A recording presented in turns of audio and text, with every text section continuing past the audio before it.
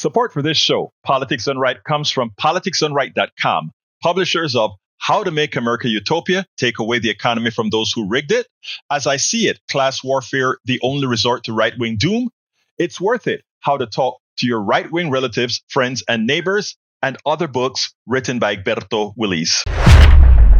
Welcome to Politics Done Right. My name is Egberto, Willies, your host. Good morning, Houston. Good morning, Harris County. Good morning to the great state of Texas.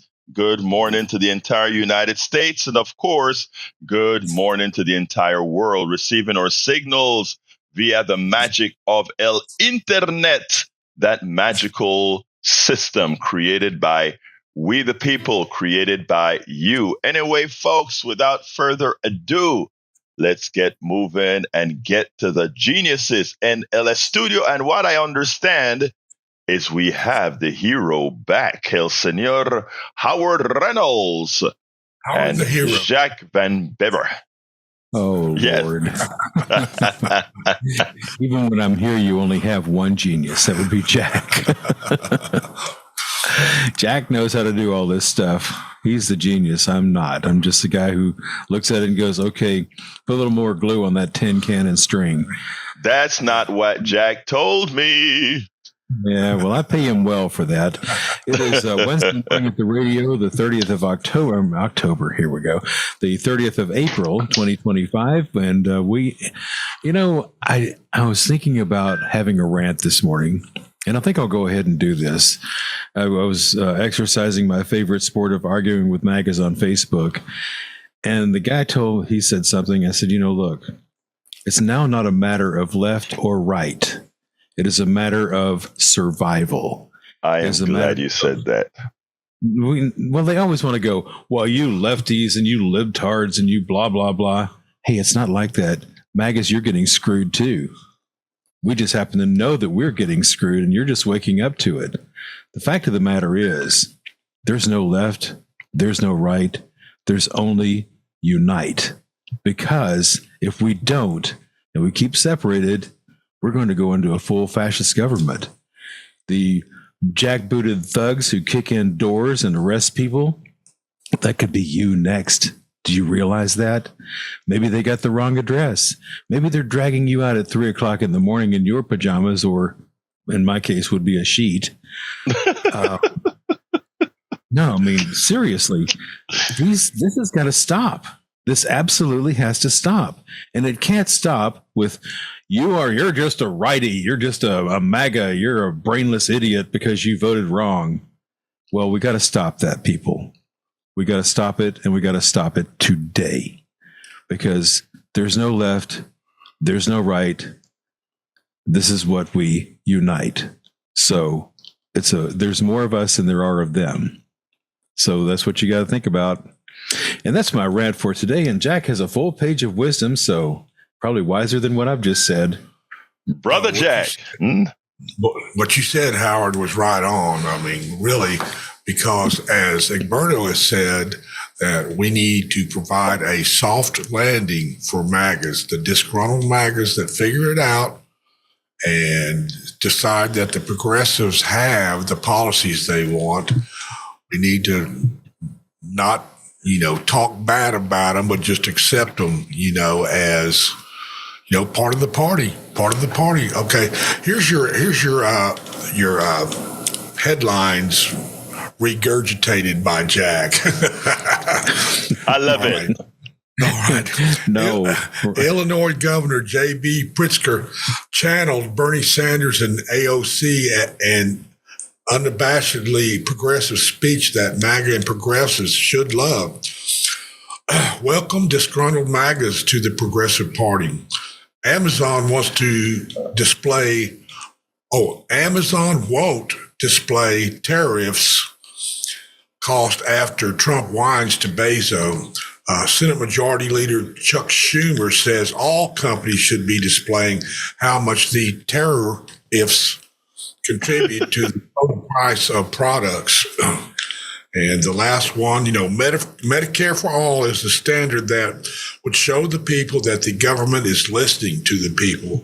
Stop the institutional exploitation of the healthcare client patient by eliminating the healthcare profiteers like Medicare take advantage of you insurance companies. And And welcome, MAGA. Yeah, like I said, you've got to stop this left and right thing, because see, that keeps us, the propaganda that they put out, that keeps us separated. That keeps us powerless. The left is powerless to do anything because there's just not enough people there. The right is just, they're lost. But you got to give them a light and say, hey, look, you're getting screwed too. I mean, what about the farmers who are losing their farms? They're getting screwed. So we're all getting screwed and we're all tired of it. So it's time to unite and fight. So there you have it.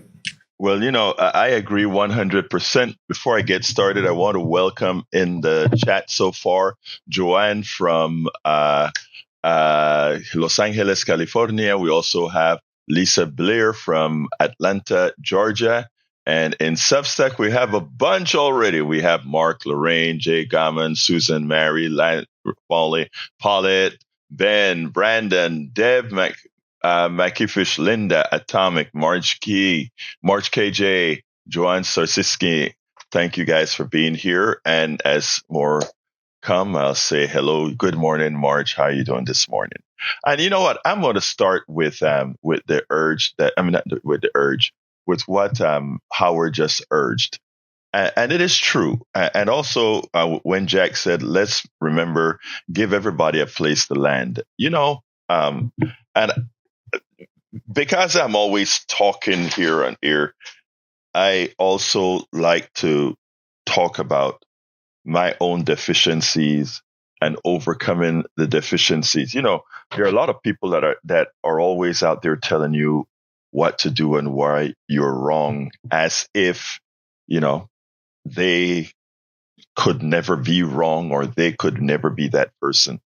I come back because we get new people listening every day. A lot of times I like to give my mea culpa over and over again, just to show that, yes, change can happen. And like I said, I'm from Central America, and I had some of I call them diseases that a lot of us have. El machismo, or had, I don't have it anymore, had el machismo, sexism, homophobia, very, very strong in a part of the world where I'm from. That's how I was reared.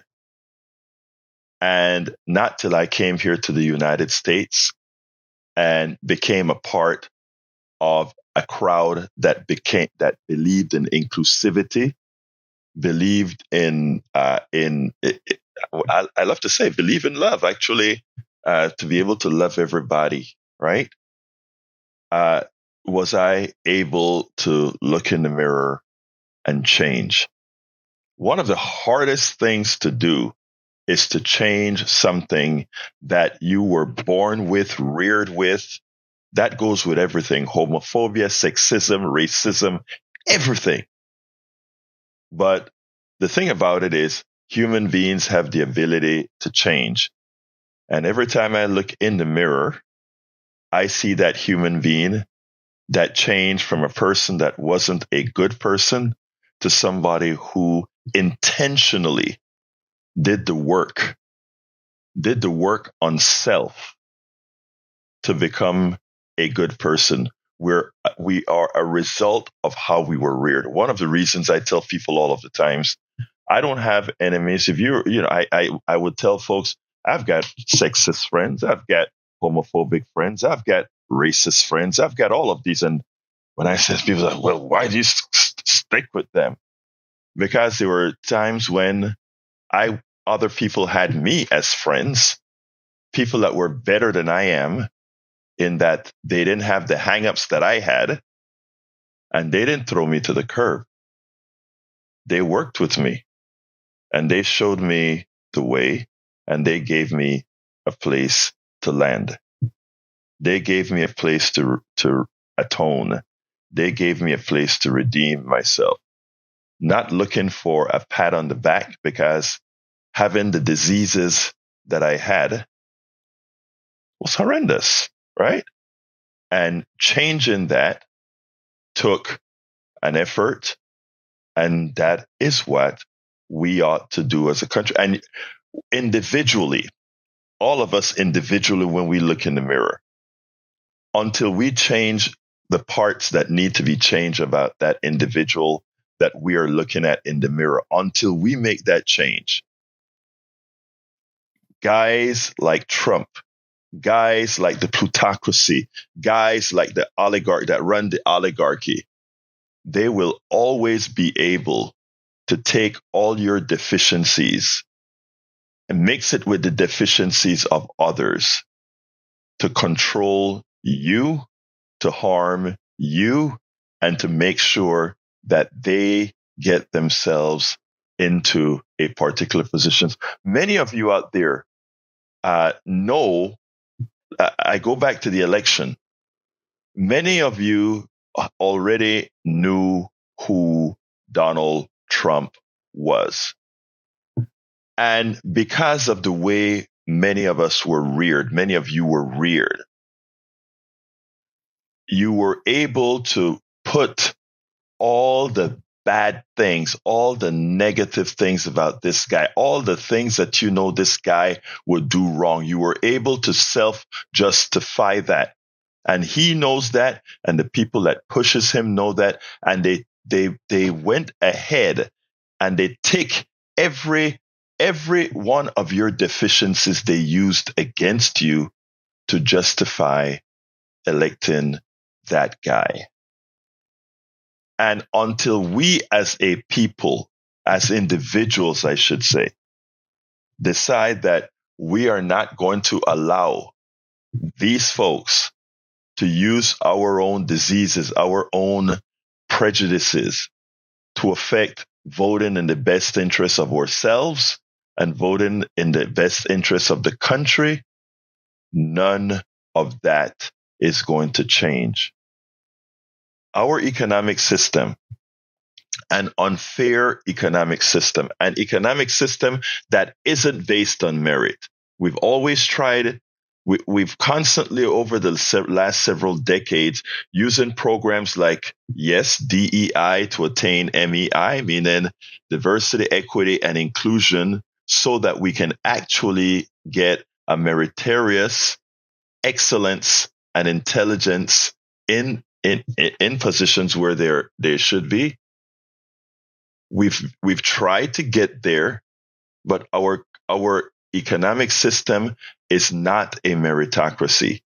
That's why those with the most, and you name me anybody wants to call us right now, and I can show that those with the most rarely have worked as hard as many of you out there who are listening to me in the car, going to your job, and making America, America.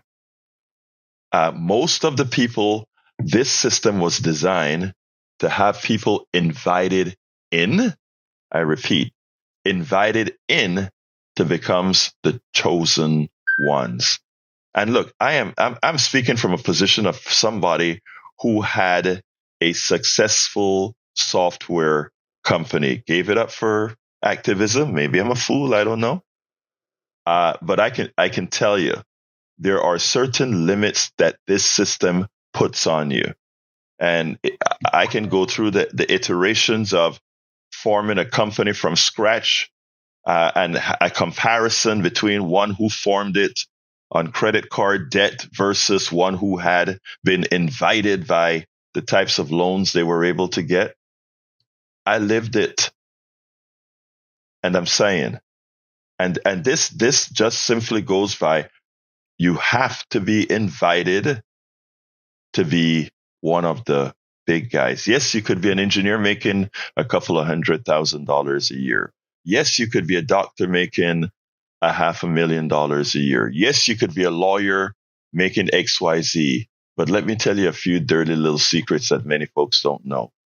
There are more trained lawyers out there starving than there are, I use that word starving, you know what I mean, than there are lawyers that have these reputable jobs that you think about when you think about lawyers. There are a lot of folks in many fields, many professional fields, that are doing something completely different than what they were doing, because again, the system is dependent on one being invited. And when we learn that, and when we change our being, that is when it starts. I have a lot to talk about Amazon, I have a lot to talk about Medicare for All, etc. But I see that there are already 3 calls, and I want to kind of take care of our beautiful people first, and then we'll go into that. Welcome aboard, Glenn Ryan in the chat. He says, it's voting for single payer in the interest of the people. Brother Glenn, you know the answer about that.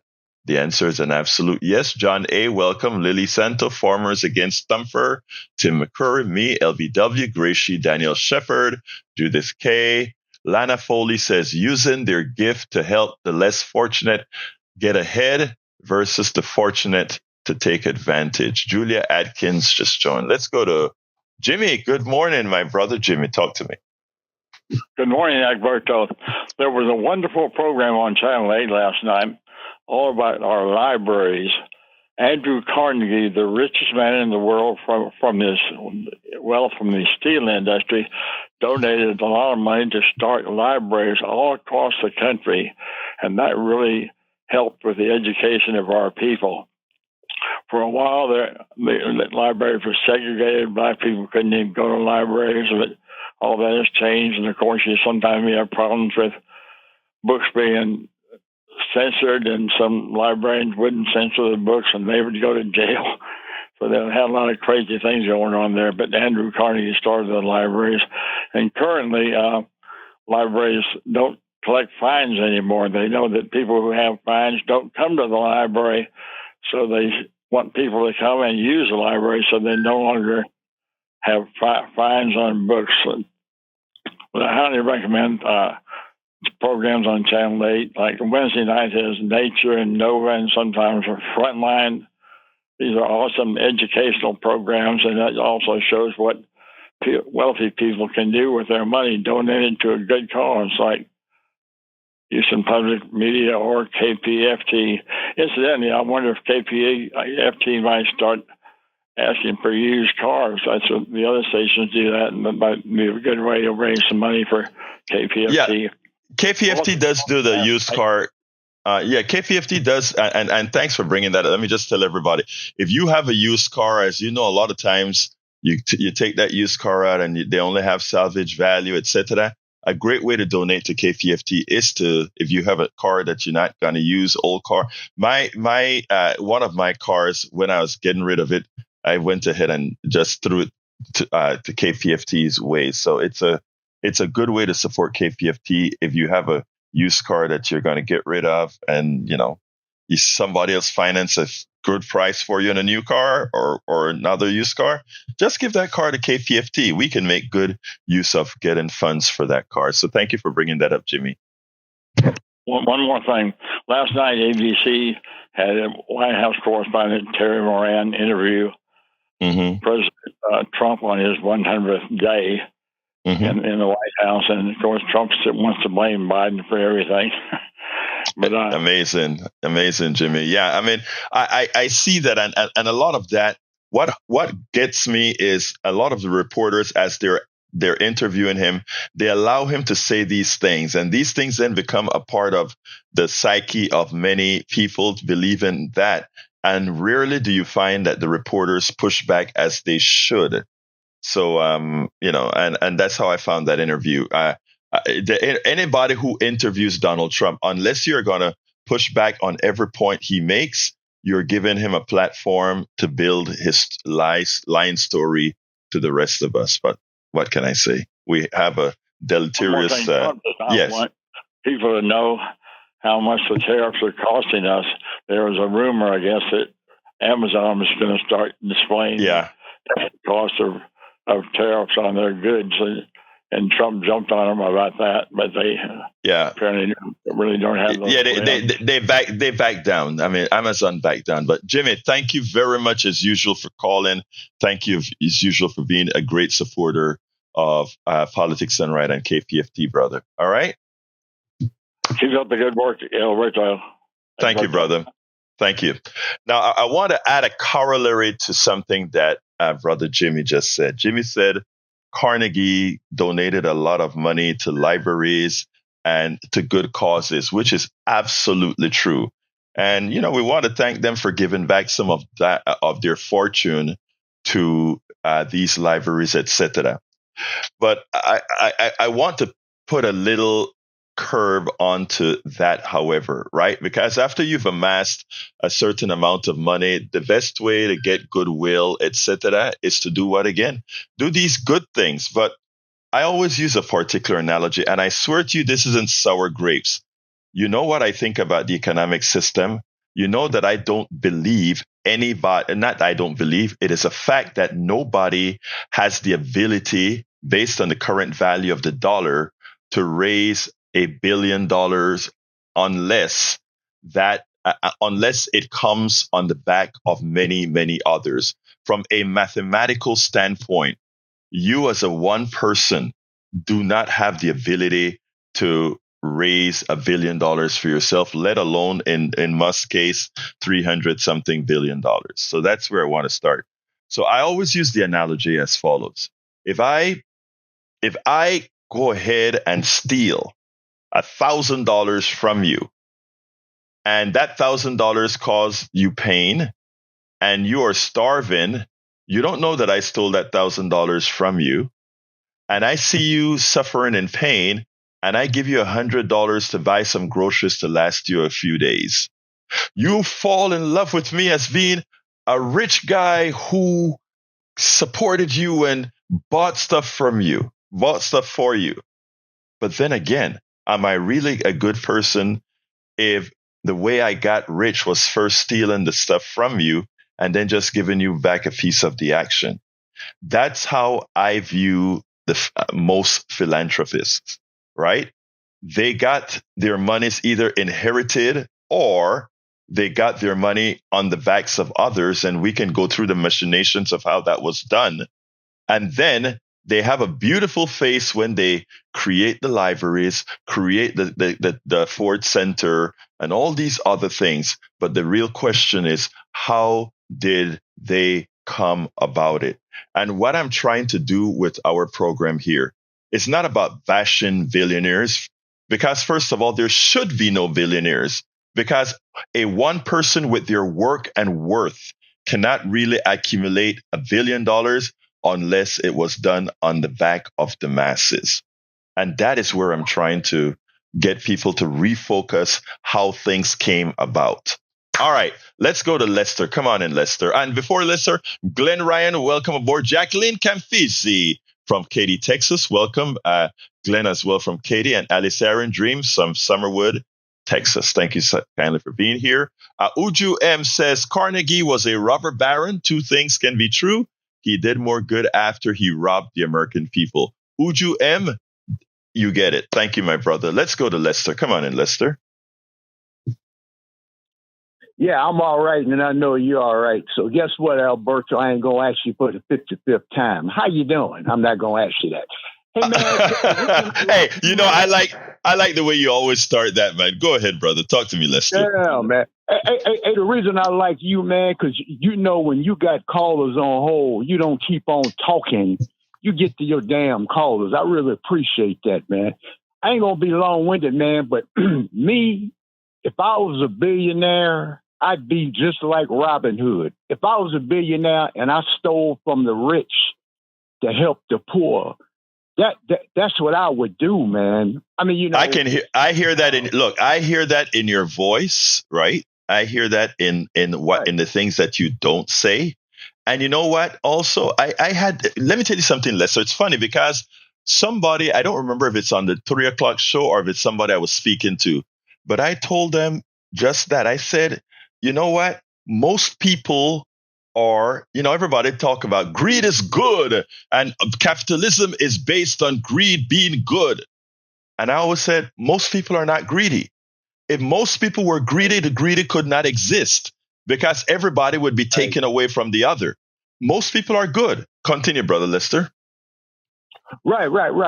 I'm just the kind of guy, man. I got that kind of heart but for the grace of God, I'd be living on the street. I'd be on every red light. At every red light, and it really get on my nerve. Every red light I go to, you got somebody out there begging, man. So, this is America. America shouldn't be like that. But I'm gonna say this, and I'm through, man. Hold on, I'm coming. Sam and Dave made that song back in 68 or 69. Hold on, I'm coming, and that's the way I think about Donald Trump. Yeah, it's gonna be a rough road for a minute. But I still believe we have to trust the process, man. It may not come when we want to, but it's going to be on time. And I just don't see Donald Trump as being this bad guy, man. He just want to make America great again for America. I'm not talking about for black folks who used to get murdered by the police. I ain't talking about that America, but America has been getting chunked, man. But that's all I got, man. Okay, Lester, before you go, let me just tell you this. First of all, I don't believe about Donald Trump, what you just said. And it is, like Jack and Howard pointed out earlier on, it is our job not to disparage you because of your belief, but to prove our point in such a manner that eventually you can say, someday you may come back in here and say, Egberto, I didn't see it. But just like I spoke about, I didn't see things before because of how I was reared. But I see it now, and I had the ability to look in the mirror and change. I am hoping that treating folks like you respectfully and having you come in to listen to us every day, that at some point you may say, Egberto, some of what you say, I can see. Just like I can see that you're a good person. Let me tell you, I have relatives that are MAGA, brother. Okay? And I love them to death. And we continue to have the conversation.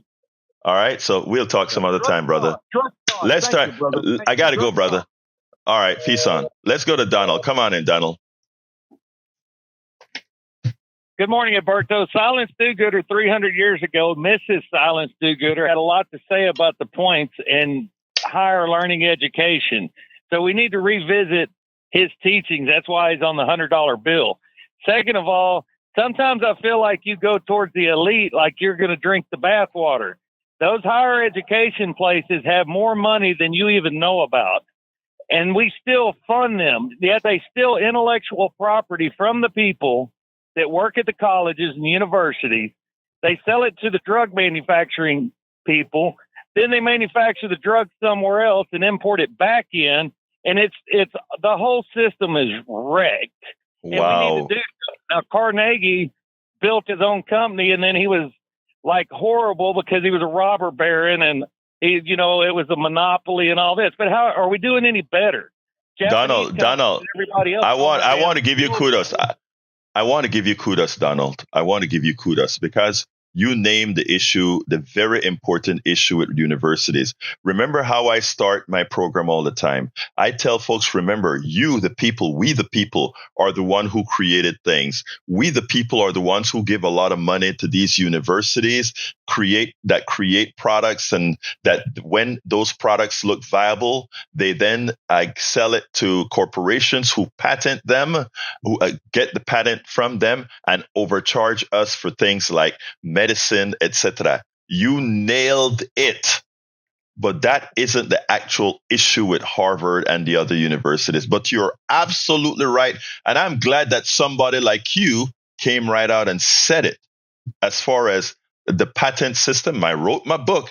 As I see it, class warfare, the only resort to right-wing doom. I specifically pointed out that particular issue that universities do. Again, they develop the stuff with public dollars, and then private companies buy it and they get a building and somebody get a big cash flow, and then we pay overprice for the drugs. Thank you for noting that, brother. Okay. The next thing is Amazon will never put the true cost of item manufactured or built in China and sold to the American public, because then you would actually see the markup and the rape of the American people, and that it costs $3. Now it's only going to cost $6. And you know what? Whoa. You are a genius. Oh my God. You wait. Nope. You're not leaving yet. You are a genius. Let me tell you something. Yesterday I said just that. If for them to put the tariff, the VAT, and believe me, that is the one thing I didn't hear on the news yesterday, Donald. You are a genius. You are insightful. Man, nobody said that on the news yesterday.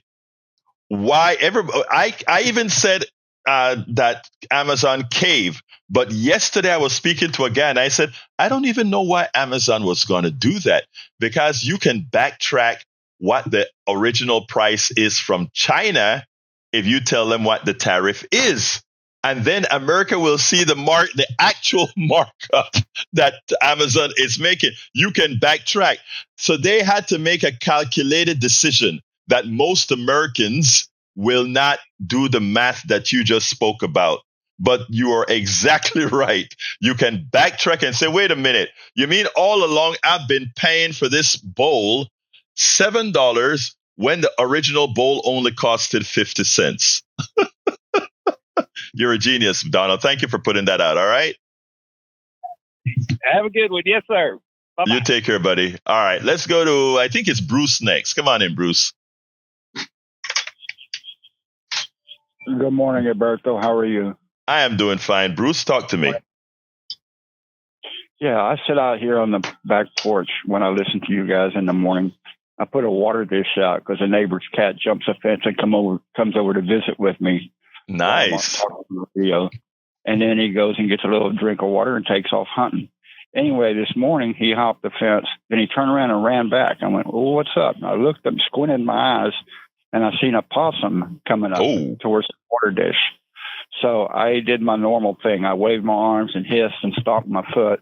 And normally they run off, but he didn't. He was going to get a drink of water, and that's all there was to it. I got a plastic canister that was empty. Used to have Amdro in it for ants, and I tossed it and bounced it off his back. He ignored it. He was going to get that drink of water. All right, so that possum is a MAGA. The MAGA is going to drink the Kool-Aid, and we can wave. Some of them, doesn't matter how much you wave, warn them, try to tell them what's going on. They want that Trump Kool-Aid, and that's all there is to it. The reason, though, I called is I want to tell you, I know what Pope Francis would say about this big a dude about picking his successor. Let me hear it. Bruce, are you there? He's dead. Yeah, he'd say nothing. He's dead. Yeah. Oh, oh boy. Oh my God. Bruce, you're a bad person, Bruce. You have a wonderful day, my dear brother. You too, brother. Bye-bye. All right. I think Steve is next. Come on in, Steve. Brother Steve, hey, you're on. Good morning, Egberto. Good morning, sir. Yes, sir, I can. Good morning, brothers and sisters, hermanos and hermanas. It's a light and at least making me smile this morning with the callers. Yeah, we have great callers. Yes, what Howard said earlier, I think, we need to get back to the United, but I'm thinking that our USA stands for something different now. I think it's more UMA now. And I guess I'll go back to a little bit of history. Rome got through its ugly times with Nero and Caligula. Germany went through its ugly times with Hitler. Russia, of course, had the ugly Stalin times, and now the ugly Putin times. So I'm thinking that right now, unfortunately, since we allowed the power to go to certain people, we're the UMA, we're the ugly, musky America. That's due to the power that we have given over. And the thing about it is the thing that hurts the most, Steve, is that the first time we did it, people can say, we were snowed. The second time we did it, it's like, okay, we do have a problem. We do have a problem in the United States, and it's going to take a lot to repair this damage. It's probably going to take a whole generation to repair this damage. I can't disagree with what you just said at all. You're absolutely right. And their best friend. You've got a best friend for hundreds of years in Canada, and you turn on them, right? It's crazy. How do you ever turn on Canada and Mexico? You don't. And not only that, the funny thing about it, Steve, is that the trade agreement that we had between between Canada, Mexico, and the United States, the UCMA, UMCA, I think is what it's called. It's a treaty that was negotiated by whom again? Donald Trump. Think about it. Think about it. These guys are so bad for abiding by the treaty that America signed with them. But again, there's something that has always been throughout our history, Steve, and you can look this up, but we have never, ever, as Americans, we have never honored the treaties we've signed. We want others to honor it, but whenever it's no longer convenient or whenever we decide we want to change, we create a reason to get away from the treaty. But anything else, Steve, before I move on, because my phones are completely full. I am not going to get to my subjects today, but I'm going to try for the last 5 minutes to do it. My God, I love you all, man. But thank you, Steve. Have a good one. All right. Donald said, we pulled back the curtain. Yes, sir. Yes, sir. Let's go to, I think, maybe Johnny and then Patrick. Come on in, Johnny, and then Patrick. Johnny, let's see. We'll get it together in a minute, my dear. There you go. Johnny, you're on. I heard it. So tell Bruce to be careful now. That possum could have been rabid. Luckily, he was far enough away where that possum was thirsty enough and or rabid enough to ignore that can. They can turn on you, even possums can. So I regained consciousness this morning at about the bottom of the hour. Hold on a second. Johnny. Somebody on Substack wants to know the call-in number. Substack, the call-in number is 713-526-5738. One more time, 713-526-5738. All right, continue, Johnny. 526-5738. Don't forget the last four numbers. They're important. Okay. So, where you forget? The rabid animals, watch out for them. And the gentleman, I was waking up when I heard at the bottom of the hour a familiar friend who keeps talking Donald Trump's praises all the time. All right? Yeah. And I think you addressed it pretty well. But I wanted to clarify something I said to you yesterday. I think I misspoke. I gave you the wrong impression. When I was talking about we need to make young people aware, those who are headed to the Ivy Leagues, who decide they want to attend an Ivy League and get accepted, that they should be armed with this knowledge that we brought up yesterday so that they would put in check anyone who comes across from the university as a snob, whether they be an instructor, a professor, or especially someone in the administration. As we see right now, lots of administrators at various Ivy Leagues have caved, I should say. Yeah, have caved, yes. The university. So academic freedom goes hand in hand with boldness and resolve. You can't have one without the other. I agree. I wasn't saying on academia or for-profit colleges. No, I corrected. You made the. I mean, I understand what you mean now, but yeah, I thought the reason I said what I said is, where I come, how I approach these issues, but corrected. I understand what you meant now. And we both know that Donald Trump is all in favor of shutting down education, period. It doesn't matter whether they're Ivy Leagues or they're public schools. He wants them all privatized to the point where we're like in Malawi, is it? Yes. Lawrence O'Donnell, MSNBC, he raised money for desks. Like that country, that's what he wants. He wants everything paid for. And that's all I've got to say. And Bruce, I like your sense of humor, by the way. Thank you, brother. Appreciate you. All right, let's go to, I think, Patrick and then Augie. Come on in, Patrick.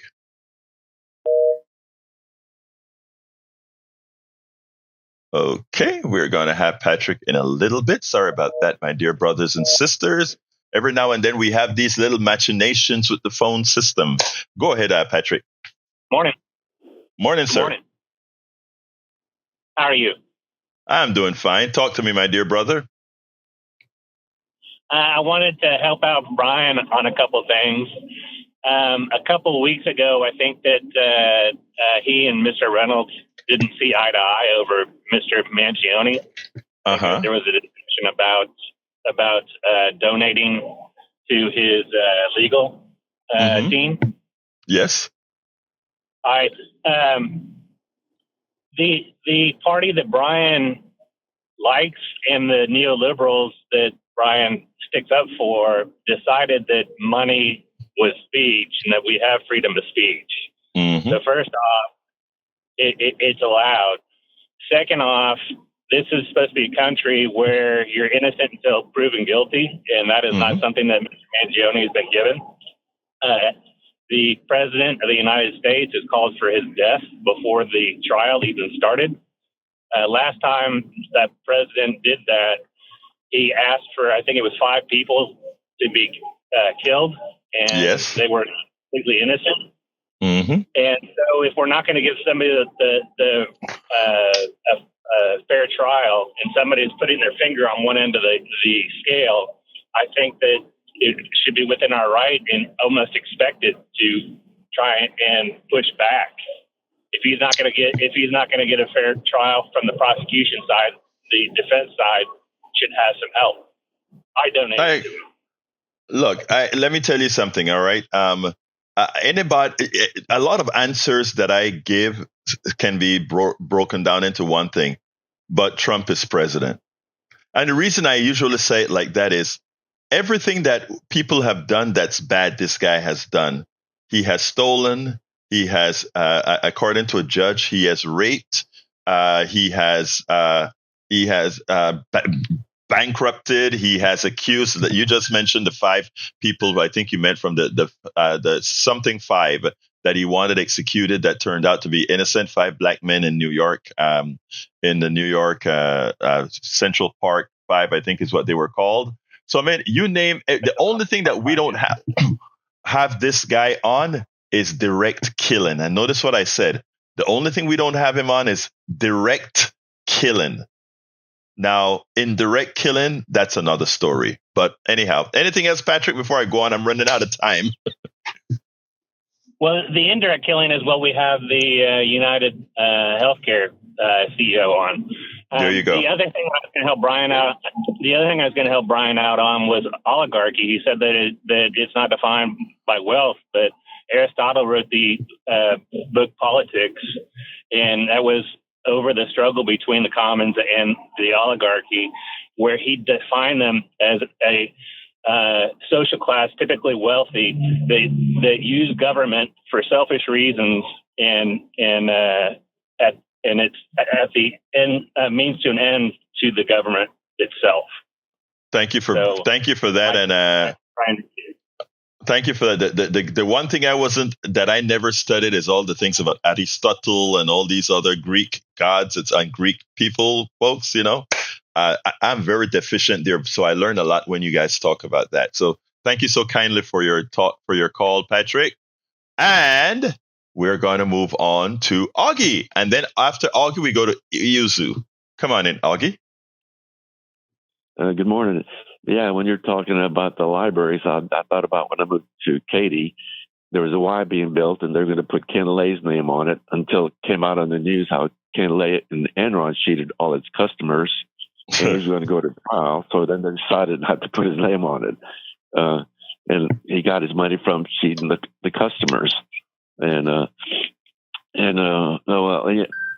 also, Trump did kill a lot of people during COVID, and in fact, many more of his followers who drank the juice. They drank the bleach and the veterinary medicine, and then they didn't take the COVID shots. And their last words before they died was, "Take the COVID shots." Yeah. But anyway, what gives me hope is the last couple of elections, some of his supporters that voted for him the first time started to change their mind. And I guess part of the reason is some of them that I talked to, not in an angry manner, but just trying to inform them. And eventually one of them said after the second election, if she voted for him, and she said, well, I saw the light. Yeah. So, and a lot of people are seeing the light. The problem is a lot of people who saw the light, instead of coming out and voting, they just stayed home. And then a lot of, I always talk, we talk a big game about progressives and how we are. A lot of progressives also didn't come out and vote because, again, they themselves have their own prejudices as well. So we have to be honest about all these different things at the same time, and not just, many people just want to demonize MAGA of being these very evil people, and progressives are the good ones. My brother, there's a stuff my wife used to say, and I used to chuckle, but she's right. People are people, and it's all about how you're reared. It's also all about what you allow to infect your mind. So anyhow, hey, I got to go to Uzu. Augie, thank you so kindly for calling. Thank you for being a great supporter, my brother. All right. Let's go to Yuzu. Yuzu, come on in. Did I say that correctly? Hello? Yes. Did I say your name correctly? I'm sorry. Oh, it's okay. It's Uju. Yeah, I always chuckle whenever you say my brother. I'm a girl. I didn't know. Forgive me, please. All right, sister. Listen, it's okay. It's not a big deal. It's really not a big deal. So, but yes, thank you for taking the opportunity. I wanted to, call obviously to correct and confirm that I am a girl, but I also wanted to give people a little bit of a history. I'm Nigerian. My family migrated here in '96, and I remember when we got here, my mom used to always tell us, America is the land of opportunity. Just work very hard, put your head down, and, you'll make it to the mountaintop. She never said those words exactly. But earlier on, I realized that, coming from Nigeria where the corruption is really in your face, I realized that in America, it was really behind closed doors, right? So before you realize that things were going south, like the 2008 financial crisis, you were robbed of everything. So, case in point, growing up in New York City, my dad passed away, but my mom, the kids, she literally worked 20 hours out of a 24-hour day to put food on. Uzu? Yeah, go ahead. Hello? I'm yes. sorry, I'm driving. She didn't qualify for school lunch because they said that she was too wealthy. But my mom is working 20 hours out of a 24-hour day. So that's when I realized, I said, wow, there's really no mountaintop. Doesn't matter how hard you work. The system is designed, it's working the way it's designed, right? And I think what this Khan and Felon did as a New Yorker, we saw what he was all about. And it's just sad because for so long, people like my family realized the system was set up to not really achieve the true American dream. And they needed something. They needed someone to say it out loud. And the Democrats, just did not provide that vision and still don't till this day. Like, I'm still waiting for anybody. And listen, Chris Murphy is great. Cory Booker, what they're doing is great. But I'm still waiting for someone to literally outline the vision of what someone in America can look forward to when they wake up in the morning. A nice practice I usually like to tell everyone is close your eyes and really just imagine if you had everything you needed to live. I'm not talking about excess. I'm not talking about being able to afford 3 houses. But most people genuinely just want to wake up, afford basic necessities, housing, food, shelter, healthcare. Go on maybe two or three modest vacations a year with their family and have a little bit of savings just to live out in their good old lives. And unfortunately, a lot of Americans don't have that, never truly had that. And that's the sad part because we do live in the richest country in the world and we have way more homeless people here than in Nigeria, and it's really sad. So that's what I just wanted to say. Like, I know things are hard right now, things are bleak, but everybody just has to remember, close your eyes and imagine what it is that you want from the dream that was promised to a lot of people who are naturalized citizens or born here. You were promised this dream, but unfortunately you've been lied to for so long. And we, as the people, have to start saying enough is enough. This trickle-down economy is not going to work. Enough is enough. We have to design better because we cannot keep on doing the same thing over and over again and expecting a different result. Like this tariff McKinley tactic did not work then, led to the Great Depression, and what makes us think it's going to work now? So that's all I wanted to say. Let me tell you, Uju. Uju, you made my day. You have made my day, because coming from a caller to give that narration, and not only from a caller, from somebody whose parents, like my parents, when I came to America and I went to the University of Texas and I saw the light, and I became an activist from the time I was at university at 19 years old. And my father came and visited me and saw me in one of my protests and all of that. And he said, I sent you here to get educated and the land of opportunity. All of that, my dad said. He was upset at me for actually having seen the system. And, you as well, like myself, a first generation American, right? And saw the light and said, we are going to make America be what it told all of us it's going to be. Yes, there are too many people that have bought the Kool-Aid. We are here to say it's not really Kool-Aid. It is really the poison that Jim Jones gave the people back in Jonestown in Guyana. Thank you so kindly for your calls. I want to mention two more things. Like you said, you talked about America has never honored any of the treaties. And I honestly, truly believe that it goes back to two things. I never experienced microaggression and racism until I came to America.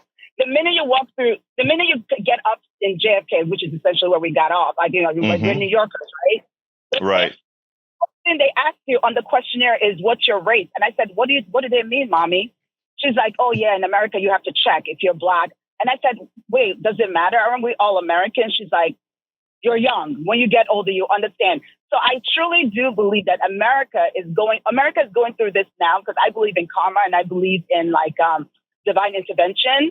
I feel like America has to burn, and from the ashes will come greatness, because America never truly atoned for its two original sins. It never atoned for the enslavement of Africans, and it never atoned for the pillaging and the destruction of indigenous people's land. And remember what they did to the Chinese as well. Exactly. I mean, I basically, but I'm talking about like people that, yes, in addition, Chinese never really atoned for it. And you can honestly, legitimately learn American history and still love your country. In Nigeria, I knew more about American history than Americans here. Amen. We did. More. Yes. Yes. It's crazy. And I went to public schools, but as a person who went to public school, I watched in New York City, I literally watched the decay, and I said, wow, we are being lied to. And I don't know when the chickens are going to come home to roost. And in 2025, they are coming home to roost. Thank you, Uju. I got it. Uju, I got to go to a couple other callers, but thank you, sis. You have a wonderful day. Bye. Bye. Absolutely. Great call. Patrick, real quick, and then Brian. Yeah, I wanted to... Hello? Yes, you're here. Hello? Okay, yeah, I wanted to thank Uju for calling in. That's actually one of the best calls I've ever heard, and probably the line that floored me more than anything else. And I mean, one point after another was fantastic. More homeless in the United States than in Nigeria. That's all you had to say. There you go. Thank you, brother. All right, let's go to brother Brian. Come on in, Brian. Yeah, good morning. CNN had a program on their news channel. The White House put out a bunch of posters, and CNN faded out the faces, blocked them out. I still don't understand why they would accept a criminal immigrant and not point out the true crimes that they committed. And there was a judge that actually was arrested for helping an illegal alien that had been convicted of illegally entering the country. They caught him. They deported him. He came back. Now, ICE, the FBI, Border Patrol, they were all there to arrest him peacefully so that he doesn't hold up in a house somewhere, take other people's hostages. And the judge said, no, we're not going to do that. She let him out the back door. He ran away. They still caught him, and she's now arrested. And one other thing, Joe Biden said somebody needs to put a target on Donald Trump. 3 days later, an innocent man was shot at his rally. Now who's indirectly killing someone? All right. I know that is what you heard on your right-wing media, but that's not what occurred. And secondly, with regards to the judge did absolutely nothing wrong. And when it comes to what ICE is doing, there's a story in Oklahoma right now that everybody needs to see. Rachel Maddow put it on TV. I'll put that on TV sometimes. I got to go, Brian. Thank you very much for your commentary. I don't even get my 5 minutes to talk about the subject. But it's at politicsdoneright.com/newsletter. As you all know, as the callers, you will always come first. Unless I start with a particular subject that I must have, you guys have, always have the last word. Let me go to the studio before we close this out. Well, first of all, it was CBS, not CNN. Second of all, Donald Trump's picture wasn't there either as criminals. So there you go. Jack, wow, that's great. Yeah, you're going to enjoy this one, Howard. It's International Jazz Day. Oh, smooth jazz. We love some. We're going to have some soul ballet coming up after your show here, Egberto. All right. This is going to make Harry smile. So he loves soul ballet. He loves the smooth jazz. In fact, the man calls me on the business line and talks about jazz, which is kind of cool. I like that. All righty. Take it home. It's all yours. All right, folks. Thank you, guys. Look, we had 4 entire subjects to cover today, but the calls kept coming. And, this is a community radio station. You have priority. Now, there are times that I will just have to do the program that I set up with, but most of the times you guys run the whole damn thing. Anyway, love you all. Thank you for calling. You can find the rest of the program at politicsdoneright.com/newsletter. You can write me directly at kpft@politicsdoneright.com, kpft@politicsdoneright.com. My name is Egberto Willies. This is Politics Done Right. And you guys know how I end this baby. I am what? Out. Support for this show, Politics Done Right, comes from politicsdoneright.com, publishers of How to Make America Utopia, Take Away the Economy from Those Who Rigged It. As I See It, Class Warfare, The Only Resort to Right-Wing Doom. It's Worth It, How to Talk to Your Right-Wing Relatives, Friends, and Neighbors, and other books written by Egberto Willies.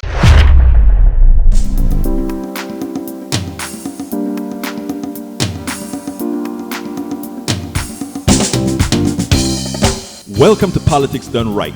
I am your host, Egberto Willies. This is a progressive program that will take the mystery out of politics. This is the program that will encourage you to make sure government becomes we the people. Whether you are liberal, progressive, conservative, or otherwise,